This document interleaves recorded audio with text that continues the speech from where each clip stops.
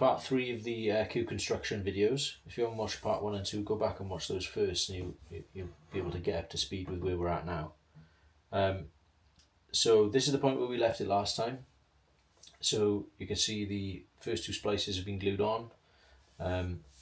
So now we need to cut 2 more flats and then glue the second set of splices on. But before we do that, just to cut out some of the work, we'll just trim the ends off here so it's flush with the bottom of the queue, and then put it in the lathe and just turn the bottom couple of inches so that they're round, oversized but round. And then I can just work away some of these splices by hand, not so that they're down to their final dimensions or the final sizes, but just to cut away some of the excess ebony. Because I'm doing it by hand, everything that you plane is that much more difficult the harder the timber is, obviously. So ebony's particularly hard, it blunts your tools quickly. So just by cutting away some of the excess means that when we're actually planing the second set of splices, you can be that much more accurate. You're cutting through less ebony, so it's less physical effort, and then you get a much more accurate result. So what we're looking for, basically, let me get you another one, something like this. So you can see that it's been turned, it's still oversized, it's still probably 32, maybe 33 mil, and then these splices have been worked down a little bit, so you can see the difference in the two. And it just means that when we're planing one like this now, it's going to be that much easier. So we'll get that done first, and then come back and I'll show you how I plane the second set.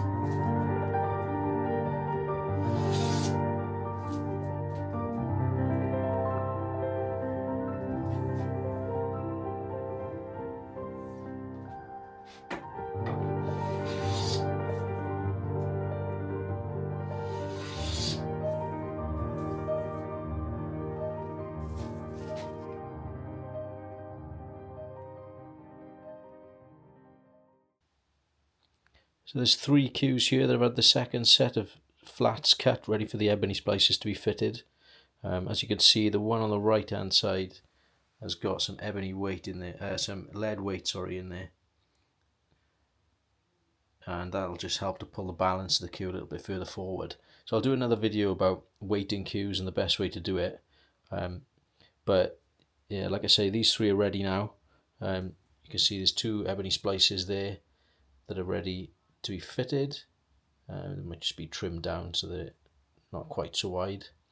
But they can be glued on, and then once that's done, the only thing left to do then is to round those off. So again, it's a combination of lathe work and hand work just to get it to the dimensions that we want. And then if any customers want any decorative splicing, then that can be added after the queue is round. So look out for the future videos, and we'll talk about the next steps in the process.